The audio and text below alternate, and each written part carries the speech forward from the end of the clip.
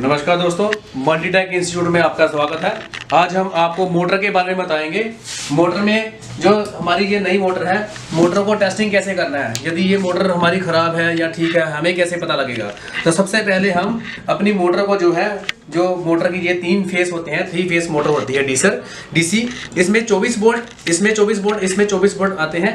ये मोटर के सेंसर की वायर हैं। इनमें से सेंसर की वायरों में से एक इसमें नेगेटिव तार आती है, एक पॉजिटिव तार रेड वाली, और ये येलो, ब्लू और ग्रीन जैसे कि ये 3 फेस होते हैं। तीनों फेसों की 3 तारें होती हैं। ये जैसे इसमें येलो है, इसमें भी येलो है, ब्लू है तो ब्लू सेंसर है, ये ग्रीन है तो ग्रीन सेंसर की वायर है। ये जो पॉजिटिव है, ये नेगेटिव है। ये पॉजिटिव नेगेटिव 5 वोल्ट ये अलग आते हैं इसमें सेंसरों को ऑन करने के लिए।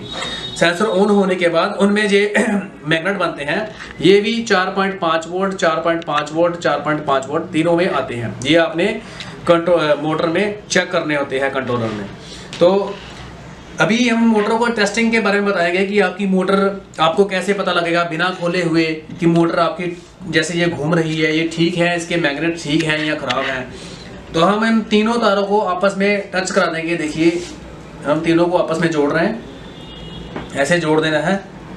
तो अभी आप मोटर को घुमाएंगे, ये मोटर नहीं घूमेगी। देखिए ये शाफ्ट इसकी जाम हो गई है। यदि इसकी शाफ्ट जाम हो जाए तो समझ लीजिए कि मोटर का मैग्नेट जो सही है, तो आपकी मोटर बिल्कुल ठीक काम कर रही है, तो आपकी मोटर ठीक है। तो बाकी रही अभी मोटर की टेस्टिंग, तो आपको पता लग गई। ये देखिए अभी मोटर घूम रही है, हमने तीनों को अलग अलग कर दिया है, इसका मतलब मोटर बिल्कुल ओके है। अभी हम इसको साइड पे रखते हैं। तो बाकी रही सेंसरों की बात। तो ये हमने एक मोटर खोली हुई है यहाँ पे, इसकी वायरिंग के बारे में भी आपको बताया जाएगा। ये इसके अंदर के मैग्नेट है। देखिए ये मैग्नेट अलग अलग इसके बिस्किट में जाते हैं। इसमें मैग्नेट में अलग अलग बिस्किट पड़ते हैं। जैसे ये पूरा मैग्नेट देखिए कि ये एक बिस्किट, ये 2, 3, 4, 5, 6, 7, 8, 9, 10, 11, 12, 13, 14, 15 जो भी इसमें बिस्किट पड़े हुए हैं, इस एक बिस्किट की कीमत कम से कम 250 से 300 रुपये तक है, जो मार्केट से मिल जाता है अलग से। आप इसको भी अगर एक आधा बिस्किट खराब हो, वैसे तो मोटर में पूरे बिस्किट इसके खराब होते हैं, लेकिन कई बार क्या होता है कि आपको शक हो कि 1-2 बिस्कुट चेंज करने से फर्क पड़ जाएगा, तो आप वो मैग्नेट का उसको ऐसे पेचकस के साथ देख सकते हैं कि कौन सा मैग्नेट हमारा ठीक है, कौन सा खराब है। तो इसके मैग्नेट की टेस्टिंग आपकी ऐसे हो जाएगी।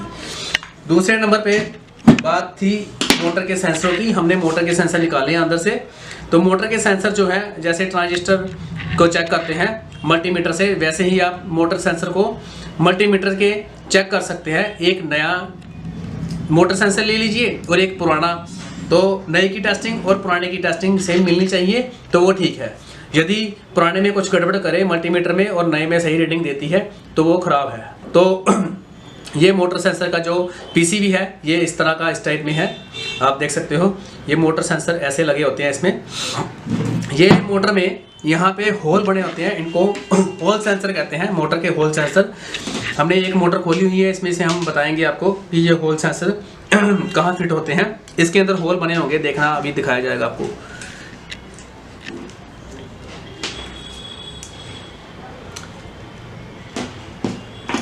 ये देखिए इसके अंदर 3 होल बने होंगे। एक होल ये बना हुआ है, एक होल ये बना हुआ है और एक होल ये बना हुआ है, ये बना हुआ है। ये देखिए ये दिखाई दे रहा होल, यहाँ पे सेंसर फिट होगा। एक होल ये है और एक होल ये है। ये 1, 2 और 3, ये तीनों जो है ये ऐसे इसमें फिट हो गए, ऐसे ही तीनों फिट हो जाएंगे, ऐसे ही तीनों इसमें बीच में फिट। अभी मैंने खोला हुआ है इसको। तो आपने जब सेंसरों को फिट करना, नई सेंसरों को मोटर ठीक होने के बाद ठीक करना, ज़्यादातर मोटर में सेंसर ही ख़राब होते हैं।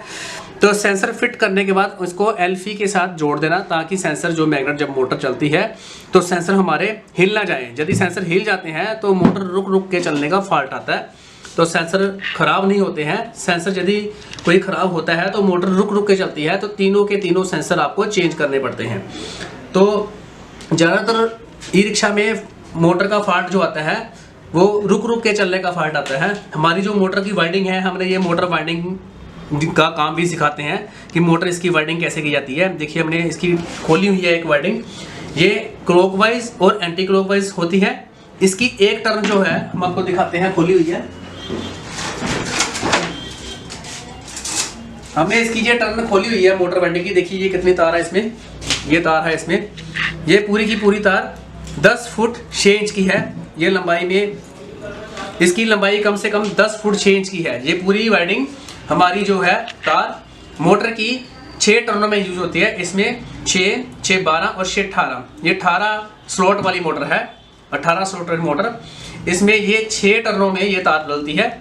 एक स्लॉट में इसकी जो वाइंडिंग है 4 टर्न लेती है, एक स्लॉट में 4 टर्न लेती है, फिर एक स्लॉट में 4 टर्न, फिर एक स्लॉट में 4 टर्न, उसके बाद फिर 6 छोड़ के, फिर 6 टर्न छोड़ के, 6 स्लॉट छोड़ के, यहाँ से देखिए ये यहाँ से हमने खोली हुई है, 1 स्लॉट, 2 स्लॉट और 3 स्लॉट। ये 3 स्लॉटों में पहले एक सेट होता है और 3 स्लॉटों में 4-4 का हम 4-4 बार घुमाएंगे इस तार को, 4 बार घुमा के फिर दूसरी में 4 बार घुमाएंगे, फिर तीसरी में 4 बार घुमाएंगे। फिर जैसे हमने ये येलो तार के द्वारा बताया हुआ है, फिर यहाँ से जब निकलती है यहाँ से सीधे 6 टर्नों को करके सीधे फिर इसको घुमाएंगे वाइंडिंग के अंदर से। पहली स्लॉट में 6 टर्नें टपा के पहली स्लॉट में 4 बार घुमाएंगे, फिर दूसरी स्लॉट में 4 बार घुमाएंगे, फिर तीसरी में 4 बार घुमाएंगे। ये हमारी आ जाती है आउटपुट। देखिए तो हमारी इसमें क्या होता है मोटर की वाइंडिंग में, जैसे हम मोटर वाइंड करते हैं तो हमने क्या किया है, ये देखिए ये 3 तारें हमारी बाहर आ रही हैं, ये 3 तारें हमारी बाहर आ रही हैं। तो पीछे हमारी जो बचती है, जब हम यहाँ से शुरू करते हैं, ये इसमें 16 तारों का गुच्छा होता है। देखिए ये 16 तारें हैं, एक ही मतलब तार में एक ही लेंथ में 16 तारें होती हैं इसकी। देखिए ये 16 तारें हैं, इसकी 10 फुट 6 इंच की लंबाई होती है, जो कि इन स्लॉटों में फिट की जाती है। तो सबसे पहले जो हमारी टर्न आती है उसका हमने 2-3 इंच का हिस्सा बाहर छोड़ा हुआ है। ये तीनों 6 और 6 और 6 का सेट होता है, 3 सेट होते हैं इसमें। ये 3 पोल मोटर है, 3 फेज, तो इसमें 3 ही सेट होंगे तारों के, 3 कॉइलें ऐसी होगी लंबी लंबी, और 6 का सेट होगा। तो हम जब इनका अप और डाउन होगा, इनका दोनों का सिरे होंगे, ये राउंड में नहीं है, इनका सिरा ही होगा। जैसे आपको मैं बता देता हूँ,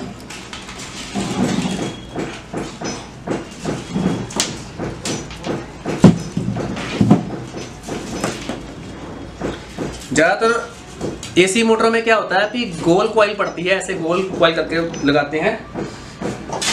तो जैसे मान लीजिए ये हम कॉइल की लंबाई है, ये तार को एक आइडिया ले लेते हैं, तो ये कॉइल की लंबाई ऐसे होगी, इसमें वो राउंड में नहीं होगा, ऐसे राउंड में नहीं होगा, ये ऐसे लंबाई में ही होगा। इसमें जब लंबाई में डालते हैं तो यहाँ से हम शुरू करते हैं, इसका एक सिरा इस तरफ आ जाता है, दूसरा सिरा यहाँ से निकल आता है। 16 तारों की ये गुच्छा होता है। तो ये हमारे पीछे से जैसे शुरुआत करते हैं, तो वहाँ से हमारी एक जो है ये बच गई, दूसरी कॉइल की ये बच गई, इस तीसरी हमने इसको मान लिया, हमने खोला हुआ, तो हम तीनों को पीछे से ऐसे ज्वाइंट कर देंगे। तो तीनों कॉइलों को आपस में ज्वाइंट करके उनके आगे से एक सिरे निकल जाते हैं। एक सिरा ये निकला है, एक सिरा ये निकला है, एक सी रेड और ब्लू, और जो ग्रीन और ब्लू और येलो, ये 3 निकल आए। ये ग्रीन है, ये येलो है, ये ब्लू है, ये तीनों निकल आए। ये तीनों ही हमारे इस पे भी 24 वोल्ट आते हैं, इस पे भी 24 वोल्ट आते हैं, इस पे भी 24 वोल्ट आते हैं।